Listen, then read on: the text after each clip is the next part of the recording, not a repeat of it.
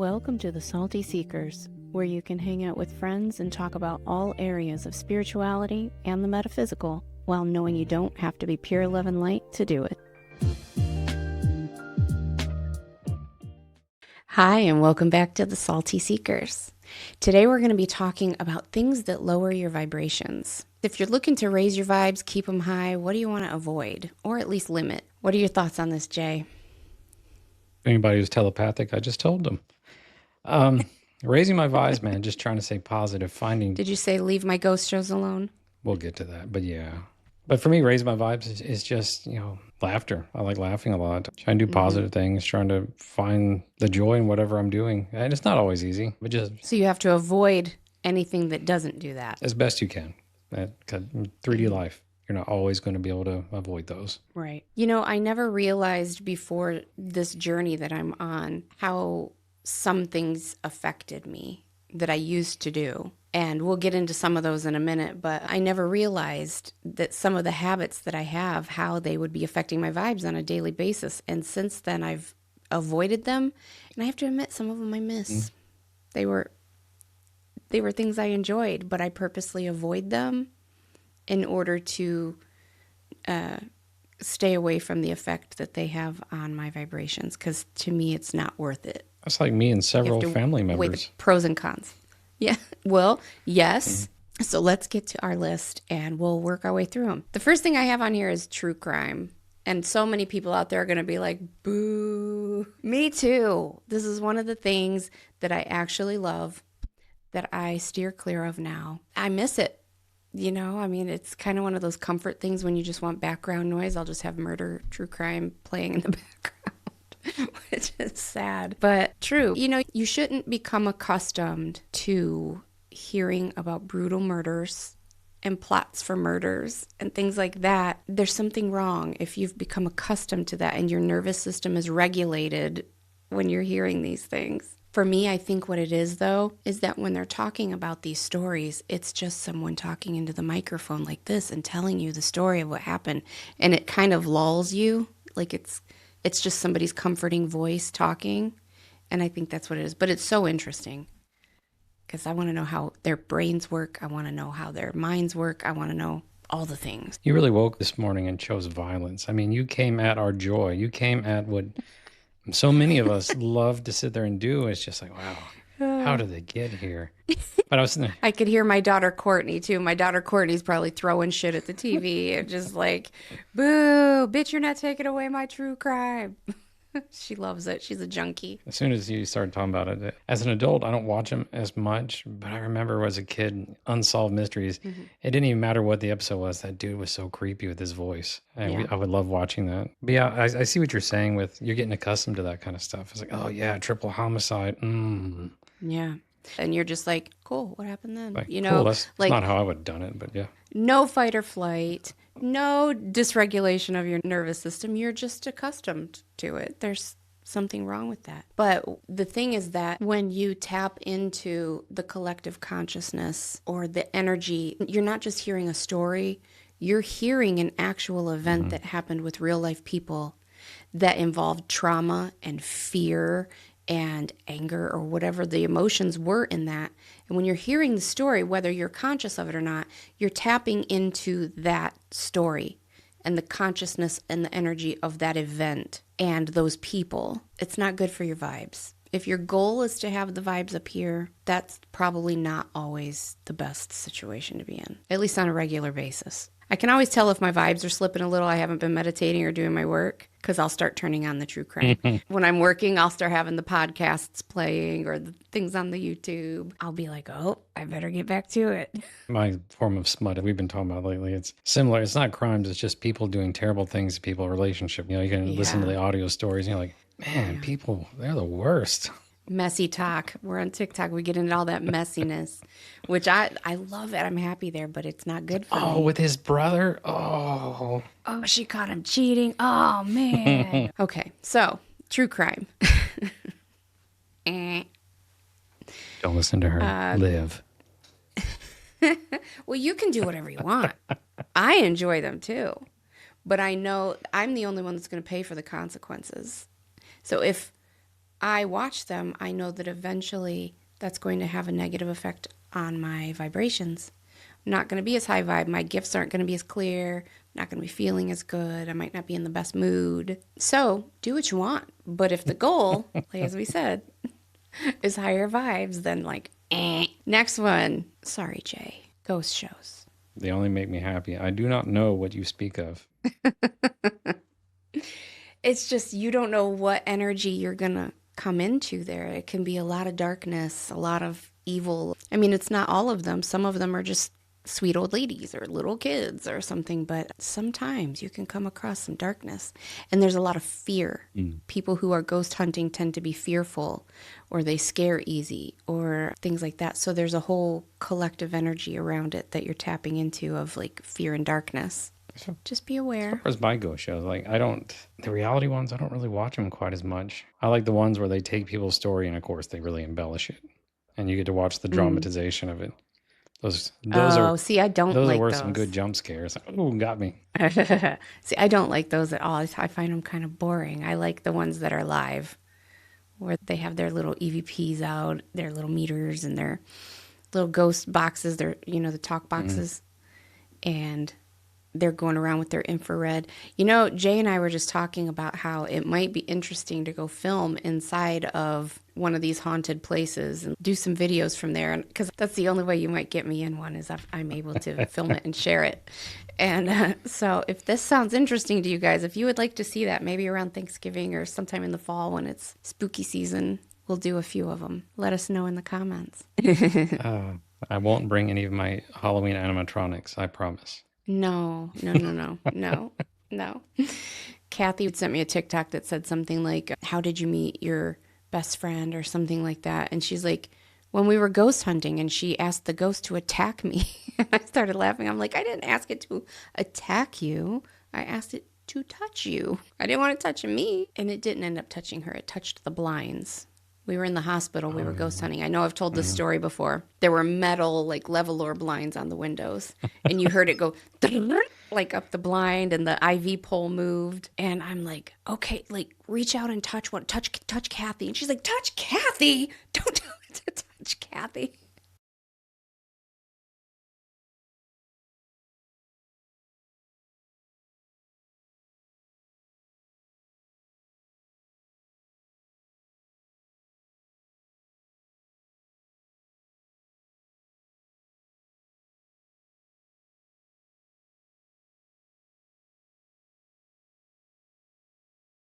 That's like that scene from Steel Magnolias. You needed something to hit her. Hit her, Malin. Are you crazy? Oh my God. Perfect timing for that because it's almost Easter. It's time for the Easter bunny. Anyways, I digress. Are you still Magnolias fans? Because I am. So the next one is horror movies. Oh, wait, before we move on, I'm sorry. Going back to ghost shows real quick. A few years ago, I got asked to be on someone's podcast to film a little thing on, I don't even remember what it was, what topic. And the name just kept sounding so familiar, so familiar, so familiar. And I recorded the thing with the lady, and she had a very professional setup, like lots of producers and all kinds of things. And it wasn't until afterwards that I looked her up, and it was Yvette Fielding, and she was one of the hosts of many of the British ghost hunter shows that I used to watch. Anybody here? If there's any children here, please don't be frightened. We don't mean you any harm. If there's a ghost of a little boy here, the spirit of a little boy, please come and talk to us. And I'm like, how did I not know? I was just sitting there talking to her on this podcast, and I didn't even know who I was talking to. Come on. What a bummer. Missed opportunity. Come on, Spalmy. Throw us a bone. I know. He's like, I did. I gave you a whole podcast with her. You blew it. Do some research. Google's free. So anyways, I just thought that was cool. Moving on. Horror movies. This is a hard pass for me. Absolutely not. You can't convince me to watch one. I remember one time my ex-husband snuck me, like he convinced me to go, told me it was about something different. And in the middle of this, it was a horror slasher movie. Blood, guts, and horror all over the place. And I was livid. I got up and walked out. I was so angry that he took me into that theater. And that was before I even was on this spiritual journey, learning about vibes and stuff.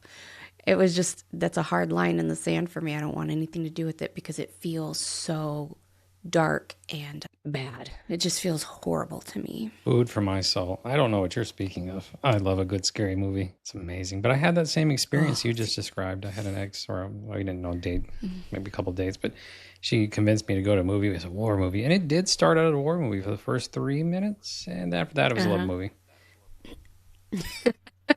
I was like, this was gaslighting. She got you with the old okey doke. Misleading. You were bamboozled. Nothing wrong with that. Nothing wrong with a good love movie. I was looking forward to the action and all that stuff. She really talked it up. And then those 3 minutes were amazing. That's what she said. You're right. Yeah, the horror movies in and of themselves, in its own little bubble of that movie, it can be dark, but you're not just dealing with that movie when you're watching these kind of movies. It's like a portal to the greater collective consciousness of the horror genre and of dark, murderous, yucky, evil things. None of that feels good to me. Oof. Maybe because you're not clairsentient like I am. I tell you about my chicken biscuits yesterday. I'm just teasing you. I love taking opportunities for you to go.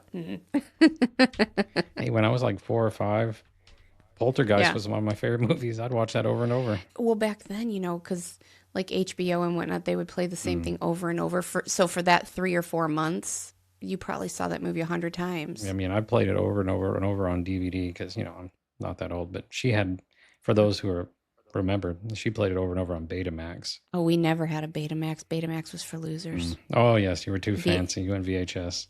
VHS only. But actually, my parents would never let us own that on VHS. No way. But it was on HBO all the time. Oh, fancy. I had whatever came through the antenna. Well, we did until a certain age, and then we got cable. I was the remote. And you go up there and pull the little knob and... Yeah. Or stand there and like move the antennas. Little to the left. Little to turn the round one. Like my papa had that little scrambler. You'd twist the antenna outside. Uh-huh. Yep. So you had to do the dials because you could change the channel, but then the dial behind it would dial it in. But then you had the rabbit ears on the back.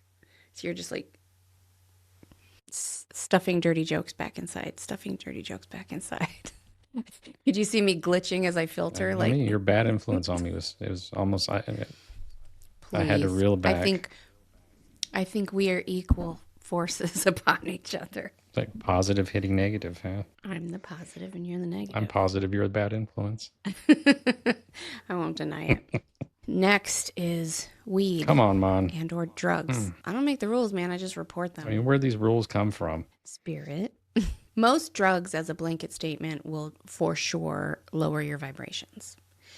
However, with weed, what they said, and if you've seen my video that I made a few years ago on weed and what Spirit says about weed, you'll know this already. I was told that just as everything comes with a natural vibration to it, a natural frequency, so does marijuana. And the effect that it has on you is determined by where your vibes start off. If you're someone who's really, really, really depressed or in a lot of pain and your vibes are just really low, smoking that plant and ingesting that, your vibes will temporarily at least raise to the level of that plant and you feel so much better. If you start off way up here and you smoke weed, it can pull you down to the level of the plant. So, I mean, you might still feel okay, but you don't feel as good. Your vibes are not where they were. Make sense?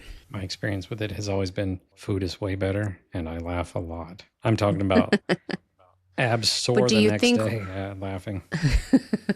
Do you think that when you did that you started from a place of like super high vibes? Oh, probably not. It's one of those, it was so good. It probably did raise it. You go to eat something better. And you have to close your eyes because the food is so deliciously loud. You're like, See, I've never smoked weed, but one time I did do a partial piece of a gummy a year or so ago, right after I had surgery. I was in so much pain and the pain meds weren't touching me. I was miserable. Fred, my ex, he takes gummies for his back pain. He was here taking care of me after surgery, and he's like, well, I brought this like half of a gummy with me for my pain. Do you want some? And I'm like, no. And he's like, it will help you. And I'm like, I've never done it before. You don't even know how much to give me. He's like, well, it's only a half of a piece. So how about I take like 3/4 of it and I just give you like a pinch of it. And I'm like, all right. So I did. No, it was way too much, way too much, way too much. Oh my God. It was the worst experience ever. Now, I have no frame of reference, but it wasn't fun and giggles like, I mean, maybe for like 30 seconds, like you're describing. It was horrible. I was like 5,000 dimensions away. I kept reaching out my hand and going, Fred, take my hand, hold me down, hold me down. And he's like, why? And I'm like, because I'm going to float out of my body. You've got to hold me here. Hold me here. I'm going. Hold me down. And he's like, you're just really high. And I'm like, oh my God. I kept feeling, it felt like beings jumping in and out of my body. It was just horrible. It's a different. It made me so nauseated. I was so nauseous. So anyways, fast forward. I was telling my daughter about this, and she was laughing at me. She goes, well, how many milligrams was it? And I'm like, I have no frame of reference. I don't know. And I still don't. So if these numbers are way off, forgive me. But she's like, I mean, for somebody who's never ever done it, I would say the absolute max would be like 3 milligrams, like 2 or 3 milligrams max. And she goes, find out from Fred how many milligrams each of those were. So I called him and he's like, I don't know. I just buy the bag. And I'm like, look on the bag. So he looked on the bag. Each gummy was 100 milligrams. So, which means a quarter of it would have been 25. And I probably had at least 10 to 20, 10 to 15 milligrams, which is way more than I should have had. But she goes, so you just need a better dose. And I'm like, it'd take a lot of work to convince me to do that again, because I had the worst time. Well, it's different. It was consuming awful. it versus smoking it. The consuming lasts longer. It's too. What I'm talking about, the giggles, is the smoking it. Me and my buddy were doing this, and it's one of those, we go back and forth. Do you feel it? I don't feel it. Do you feel it? I feel it. No. And then somewhere in the middle of that, 30 minutes elapsed with us just giggling uncontrolled. It's like, do you feel it? There was a point before it became horrible that I just started laughing. I just looked at Fred for a minute. I was going to say something. I couldn't remember what I was going to say, and I just started laughing. Then he started laughing, and we just laughed, but it didn't last very long. The wrong and then I dose. was just like, I'm so thirsty. You get parched too, yeah. Yeah. Oh, I was so thirsty. I finally was begging Spirit for help. Please get this out of my body. And I just had to go sleep it off. I slept about 6 hours, and yeah, I didn't have fun. You needed the right dosage. That was the problem. Yeah, I did. Now I know. Who knew? My kids always joke, because, I'm a nurse and I don't want to jeopardize my nursing license, because the nursing board doesn't smile upon that thing. And that's why I've never smoked. But my daughters always joke that, like, the day you retire, it's like the movie Friday. They're like, we getting you high tonight, Craig. Getting you high today. You got no job? You ain't got shit to do. We getting you high today, Craig. All right. So weed and drugs. Same thing with alcohol, as you can imagine. Well, alcohol is so wildly bad for you on every level. Physically, mentally, emotionally, vibrationally. Alcohol is just really bad effing news. So it's no doubt that it affects your vibrations. I'm so grateful that I never fell into the alcohol trap. I was always so afraid of it because, my dad was an alcoholic and a drug abuser, and my stepdad was a raging alcoholic. It's funny that my one brother went the opposite direction, and he fell right behind his dad and became an alcoholic too. And I went the other way, and I was always just like, I want nothing to do with it. I mean, I've drank a few times. I've gotten drunk a few times, but like I avoided it. And thank God, because that's a slippery slope. But it will definitely lower your vibes. Oh, yeah. This one I won't argue with. Disclaimer. I don't smoke or do weed very often. It's like when I'm on a vacation and it's legal there. That's it. So with alcohol, what I've noticed is when I'm in public and I'll drink, it never ends well. And what happens is I start drinking and I'm in a bar, a club or whatever, immediately negative vibes. I can start picking up on depression, suicidal thoughts, Yes. anger, fear, all that. It just starts flooding in. It's like any defense I had to keep other people's emotions out, gone. Yeah, in my experience, what I notice with people is that alcohol tends to make you more of who you really are. Alcohol and money. Alcohol and money make you more of who you really are. If you are a loving, kind-hearted person and you're generous, you're going to be that way when you're drunk or when you're rich. If you are a mean, hateful, abusive piece of shit on the inside, alcohol is going to amplify that. If you start drinking when you're sad, it's not going to go well for you. The few times, I can count them on my fingers probably, that I've been really drunk. People have to take my phone away because I want to call everybody in my phone book and just be like, oh my God, I haven't told you today how much I love you. God, you're the best. You're so pretty and you're so smart. I'm so blessed to be your mom. And then I call my best friend and be like, you're the best friend ever. I love you. You're so pretty and smart. Everybody's lucky to have you in their lives. I just go through my whole phone book. Yeah, I become a happy, sloppy, flirty, loving. I become snacky. I'm like, you want to get some food? Let's get some food. Not me. I'm like, karaoke. Let's dance. Now it's time for Waffle House. Give me a hug. Don't stop at the hug. Give me a kiss. Yeah, I'm out looking for food. I'm like, let's get some pancakes. 'Cause I'm drunk and warm pancakes with syrup sounds right. So it amplifies my inner lover. It amplifies your inner big boy. That's right. I'm like, let's get some bacon too. Yeah, I'd probably join you for the food, but I'd be over there dancing in my seat like, Oh man, it's so that good. waffle or that pancake hit way different drunk. You'd be holding me off with one hand because I'd be like, Jay. I'd be like one hand Give and me the a- fork going. I'd be like, the syrup is delicious. Give me a syrupy kiss, Jay. And you're like, stay over there. I always joked that I'd flirt with my grandma if she was sitting next to me and I was drunk. I'd be like, yo, grandma looking good. But see, I don't need drugs and alcohol to be goofy and laughy and snacky. That's my natural state of being. It just amplifies it. It just amplifies it. Okay, next on my list, and I say mine because you didn't add anything. It's all telepathy, half of it, definitely. You're right. People.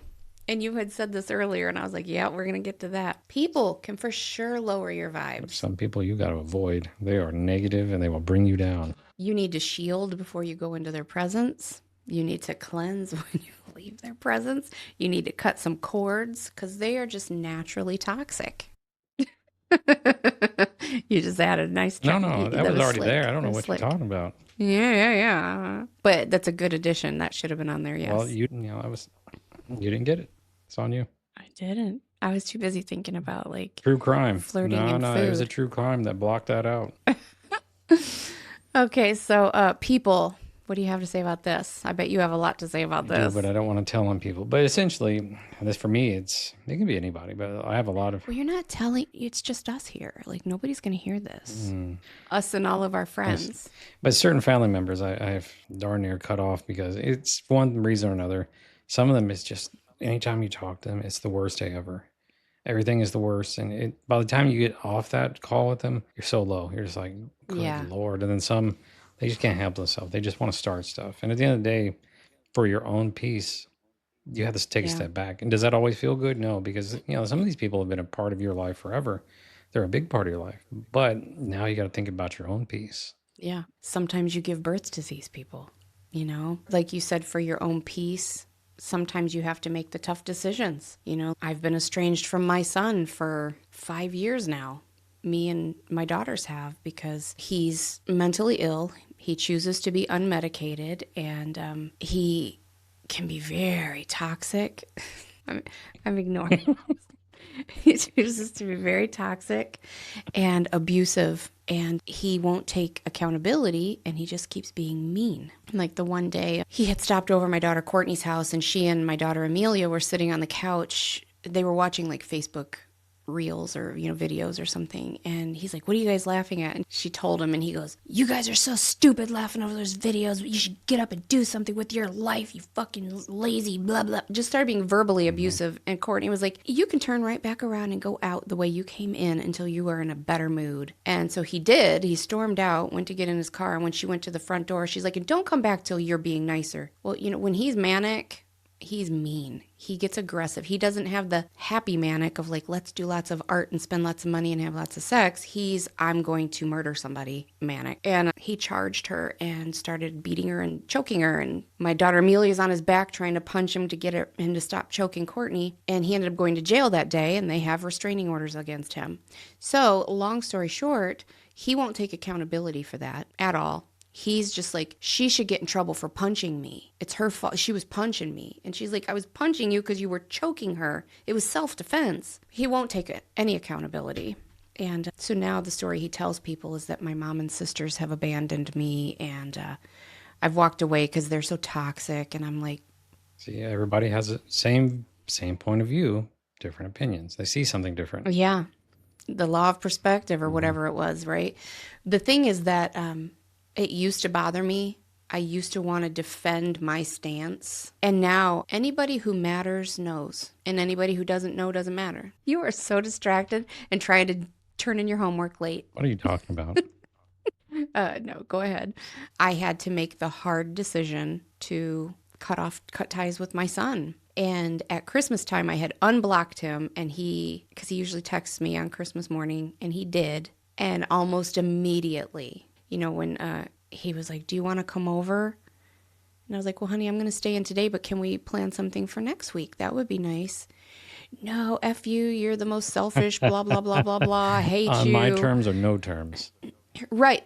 Exactly. On my terms or no terms. And so he just started being toxic, like from jump. And I'm like, I love you. I hope you have a great day. I wish you healing and health and the best year ever. But I'm blocking your number now. That is so positive. Bye, honey. I couldn't have remained that positive. Well, I mean, when it's your child, it's a little different. Like, I know that that's not really him talking. It's his demons. It's his mental illness. Just all the stuff he's dealing with. But that doesn't mean, even though I can have compassion, I can have empathy, it does not mean I have to allow it to stay in my life. And so I blocked him, cut off, and it just is what it is.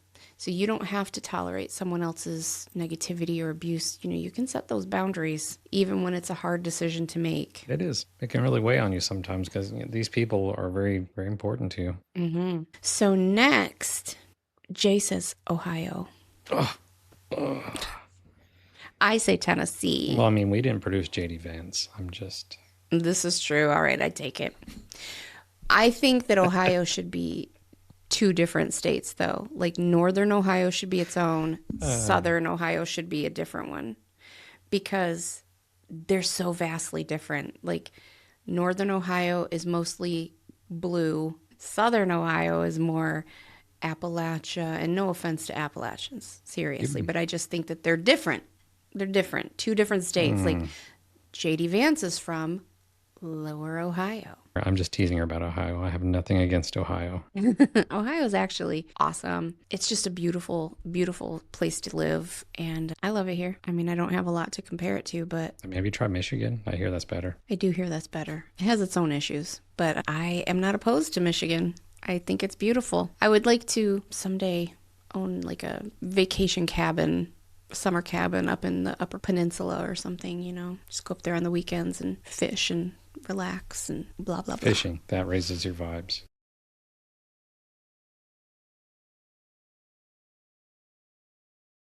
You can, yeah. It's like meditation kind of, you just relax and stay in the moment. But then again, it can try to kill you too. Yeah. You didn't fare so well after your last big fishing expedition. Like, it took you days to like walk again. Well, depending on the level of success, this is, deep sea fishing. I'm very sore for days. But that last one, we hooked something that took an hour to bring in.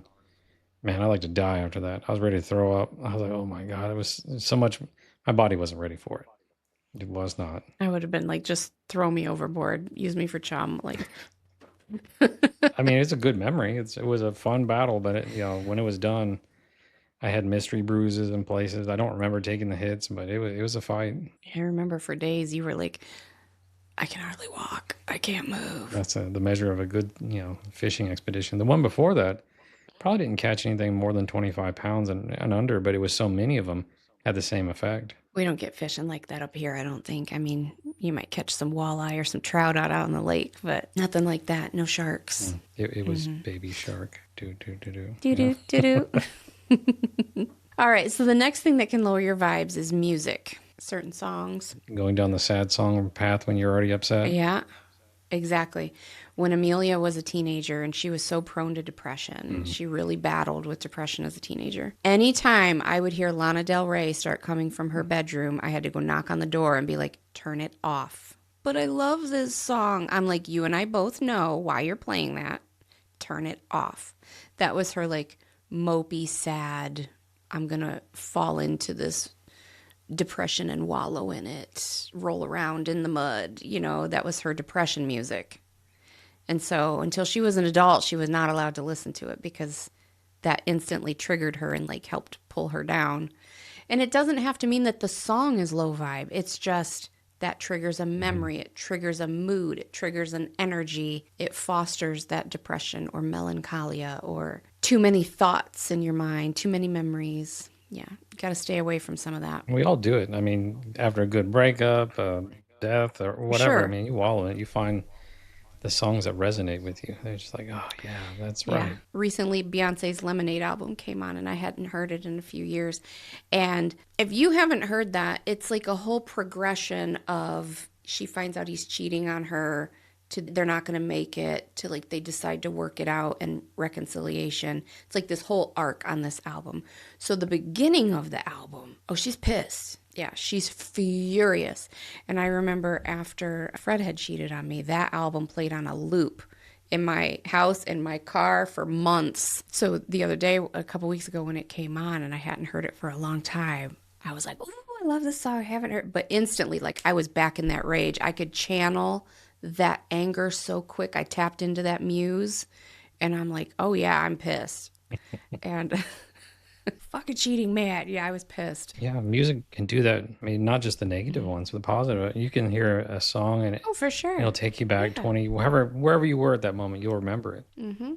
Music has a big power to do that to me. And you know what? I have a story about a song. Actually, I've always loved big band music before I knew about my last lifetime. And if you haven't seen my video on reincarnation and about my last lifetime, I'll link it below because it's a pretty good story and it explains a lot of this. But anyways, in my last lifetime, I was a London socialite, and like she was in her prime from like in the 20s and 30s, the big band era. So my whole life as Veronica, I have been just in love with big band music, and I never knew why. Now I know why. Anyways, in my senior year of high school, I worked at Cedar Point Amusement Park, and I was walking through the park one day, and across the midway, they play the music on the loudspeakers. And a big band song came on, Moonlight Serenade. I'm sure everybody knows it, like dun, dun, dun, dun, dun, dun, dun, dun, dun, dun, It was just released for your prom, right?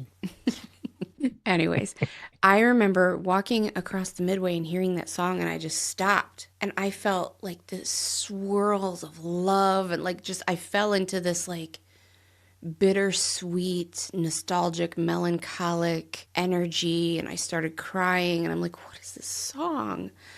Oh my God, I love it. I had no idea what all this energy was about. But anyways, that became my favorite big band song. Fast forward to after I'm on this spiritual journey, after I find out about my last lifetime, I find out about this love that she had, this great love that she couldn't be with, but she had this entanglement with, if you will. Anyways, I was listening to that song again. I'm like, did this song have any significance to Sheila? Is that why it hit me so hard? And I got this image clairvoyantly of her out on a terrace, like a stone patio. There was a ball or a dance or a gathering going inside this big fancy house. It was dark out. They were outside on this patio, candles all over the place, lanterns, and they were slow dancing on the patio to that song, her and this love. And I was like, that makes so much sense. So then, a whole other situation, I was asking something about my twin flame from this lifetime. I'm like, what other lifetimes have we had together? And I instantly got that vision of dancing on the patio of the guy that I couldn't be with. And I'm like, that makes sense. So the last time I talked to him, we don't talk often. It's been years and years and years. But the last time I talked to him, I was telling him this story. And I said, and so that's why Moonlight Serenade has such a big impact on me. And his eyes got huge and he looked at me and he's like, you knew that that was my favorite song too, right? And I'm like, no, shut up. And he goes, no, I'm serious. This is freaky now. He's like, have I ever told you that? I'm like, nope. And he's like, yeah, Moonlight Serenade has always just like instantly brought me to tears and it like tugs at my heart and I never knew why. And I'm like, well, now you know why. Look at this. She has special songs with people in past lives. She just murders me in past lives, I tell you. No. Murders. I've had a few lifetimes where I loved you deeply. Yeah, deeply with that knife. Very deeply. Yeah, because you cheated on me. I mean, you kind of deserved It wasn't my fault. Wasn't me. You know, Pompeii, I loved you very much. And you left me for the volcano, I tell you. No. Mm-mm. In my lifetime as Sheila, I loved you very much. She killed me there too. I don't know how, but I'm sure she did. I did not. I did not. Anyways, moving on. Murdered. So, as you said, like songs can bring you up or they can bring you down. It's the ones that specifically trigger those low vibrations in you that you might want to avoid because they will have a detrimental effect on your vibes. Like the Baby Shark song pisses me off. Ugh. I like it because my grandson likes it. I dislike it because it was the thing at the right time for my daughter, so I heard it a lot. Mm-hmm. My granddaughter Vera always liked it. I can't say her name without wanting to say it like she says it. She says her V's like B's, and she's like, Biowa. My granddaughter Biowa likes it. She's so cute. Next on the list is... What? I'm going to ignore that. We're going to say politics. Politics, yes. And it doesn't matter from what angle you look at it. The other side's going to piss you off. You're going to go down the rabbit holes and you're lowering your vibe. For sure. You know, it's a necessary evil to at least be aware of what's happening in your world, but you don't have to delve into it and like dive in and swim around and get it all over you. You know, limited doses are best because really you need to know what's going on so that you can be informed and you can vote in a way that aligns with your values, your ethics and your values. But beyond that, you really can't control a whole lot. Mm-hmm. And then getting tore up about it's not helping yourself. Right. So you have to limit your exposure so that it doesn't have a detrimental effect on your daily life. Mm-hmm. Mm-hmm. I can eat at you. Beyond that, I hope you have the day you voted for. I hope you get everything you voted for. That look was very stabby. My past lives are familiar with it. I think there was probably some in there. Spomy, have there ever been lifetimes where he murdered me? He says yes. Well, I mean, you probably did something. I don't know. Have I lived a lot of lives with Jonathan? Yes. More than 10, more than 20, more than 1,000. A lot of killings. More than 500. So somewhere between 500 and 1,000. I'm going to stop there. So we've lived a lot of lives together. What goes around comes around. So I'm sure we've done each other some damage. We've loved, we've been happy, we've fought, we've hated each other. We were probably siblings that pulled each other's hair. I mean, we've done all the things. Next on Jay's list is, you say it. I'm going to let you say it. I was teasing her. I put nurses on there. Nurses. Well, you know, they say if you're not dating a nurse, raise your standards. My major damage in relationships comes from nurses. Coincidence? I don't know, but it's true. Nurses as a whole, I would say, and this is a blanket statement. Of course, there are exceptions to the rule, but as a whole, nurses tend to be tough. They tend to be a little cynical. They tend to have pretty sick senses of humor. In recent times, the worst at taking care of you when you're sick. So it's kind of like when I come home from work and you tell me my computer's broke. I'm like, I don't want to see that. So when I'm sick, they're like, I don't want to see that. Deal with it yourself. Go to the room and don't touch me. But I want to be taken care of. I know. I'm good at that. Open the door. I'm throw good some at medicine. Shut the door. No, I'm good at that. But if you take advantage, I lose my patience quick. As in, like, I'm going to make sure you have everything you need. You know, lay there and rest. Let me get you some medicine. I'll get you a cold compress. I'll make you some tea or coffee or whatever you want. You hungry? All right, I'll tuck you in, snug as a bug in a rug. This is your favorite channel. Here you go. But if you're then just like, I want more, I'd be like, look, I have you got what you need. one extra pillow for Take you. a nap. One extra pillow to put right on your face. Yeah, my kids, they'd be like, why don't you like feel bad for me? I'm like, because you're not hurt, honey. And they'd be like, but it hurts. I'm like, come back in 3 days. If it's still hurting in 3 days, I'll take you to the hospital. Because almost anything will heal in a couple days. You know, if they'll be like, I have a little bruise. I'm like, I'm not taking you to the doctor for that. You're fine. But it hurts. Okay. Punch him in the other arm. Ow. The other side hurts still? No. Which one hurts worse? Well, you know, in school, I remember being taught natural pain relief techniques, you know, different nursing interventions that you can do to help people. Like if they're in a lot of pain, your body tends to only be able to receive signals, like pain signals, from one place at a time. So like if your left foot is hurting, if you start rubbing your right hand or like pinch it a couple times or something so it doesn't hurt as much, like your brain, at least temporarily, forgets about the other pain, doesn't pay attention. So that might work, you know, like, Mom, but it hurts. Like, okay, well, which arm hurts worse now? Did it stop? See, that is nurse medicine. I'm telling you. At work, they do it right. But at home, Oh, no, I'm just I'm going to get a bunch teasing. of hate in the comments. I'm a nurse. You're an asshole. Yeah, exactly. They're going to be like, I'm unsubscribing. The other thing I would do is like, I'd be like, take a Tylenol. They always joke that they're going to put that on my tombstone. Like, here lies Veronica, take a Tylenol. I'm like, well, I mean, I am a good nurturer and I'm a good nurse. I'm not a good babyer. Like a man who has a cold and he wants taken care of for like 3 weeks. Cause he's like, but I'm sick. I'm like, you were sick 3 weeks ago. It's not still there. You take care of me because I caught your cold from taking care of you. Anyways, I digress. Yeah, you have to be strong to be with a nurse. Nurses ain't for sissies. Painful. Says the guy that lectured me about wanting a personalized desktop at work. That's right. IT people are the worst. We are. We are the worst customers too. I wanted my personalized desktop and you're like, I just had this meeting with my team and I'm like, fuck them people. They don't need kittens to do their jobs. The whole point there is you want this customized desktop that you'll never see because you have 5 to 12 applications open just everywhere. I know it's there. And I change them according to the seasons. And like, I know it's there. It's part of my decor. You just got worked up about you were angry. You're like, fuck them people. I catch this so much, and it's like, you know what? Less time worrying about that, more time production. We sit there and we say, well, we got to cut back because we're not making as much money. Well, we're thinking about kittens on our desktop. See, I get that, but it parallels to the nursing world. Like, look, lady, 2 doors down, we just had to run a code because they were literally dying. Like, you're okay. I know your toe hurts from a hangnail, but like, They should punch her you're in the gonna be arm. okay. See, we now know how that works. Come here, Margaret.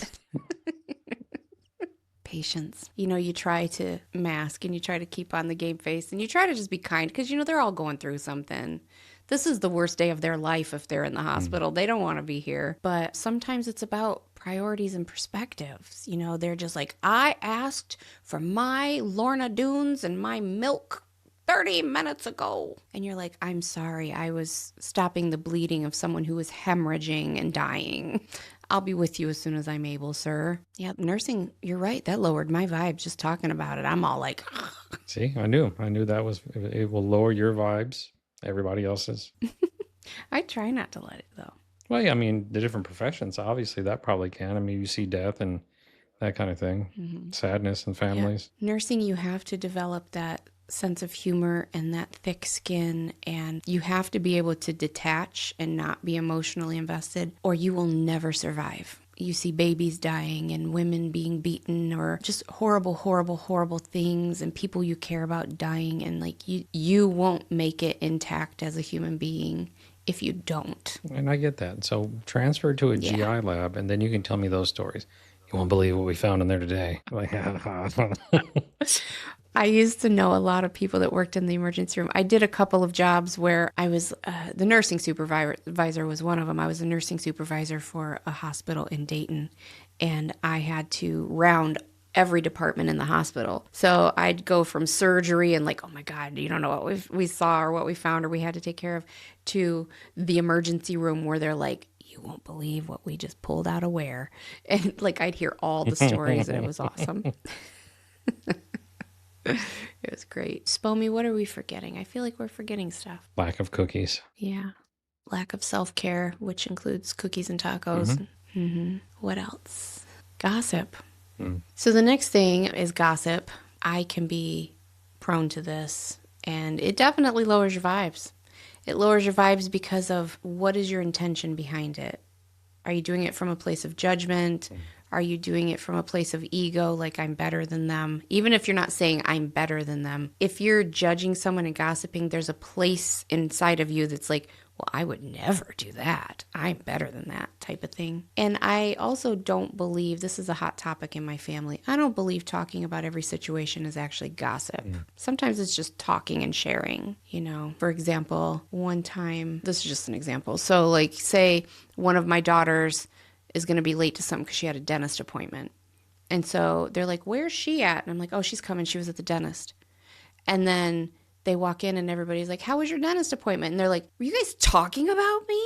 And I'm like, I wasn't talking about you. I was just sharing. You always talk behind my back. And I'm like, I wasn't talking behind your back. I was just sharing. I only say the mean stuff to your face. I don't say anything behind your back. I don't say to your face. Kids are assholes. The only other thing that I can think of that lowers your vibes is the damn amount of pollen that's out right now. The cars are covered in yellow. My eye itches. My nose is twitching. I'm like, there's pollen everywhere. Take your allergy pill. Take a Claritin. Yeah. Everybody out there, 'tis the season. Take your Claritin. Me and Benadryl about to take a nap. If you have asthma or COPD or anything, use your inhalers. You know, keep up with your meds because 'tis the season to start a wheezing. That's right. But we appreciate all of you hanging out with us and spending some time with us. Let us know what you think. Send us some thoughts, some questions. Definitely. Yeah. If you have any topics that we can cover, send them to us. We're going to be doing another viewer question episode soon. So if you have any questions or anything, just send them to us. All right? All right. We love and appreciate you. Thank you. Bye.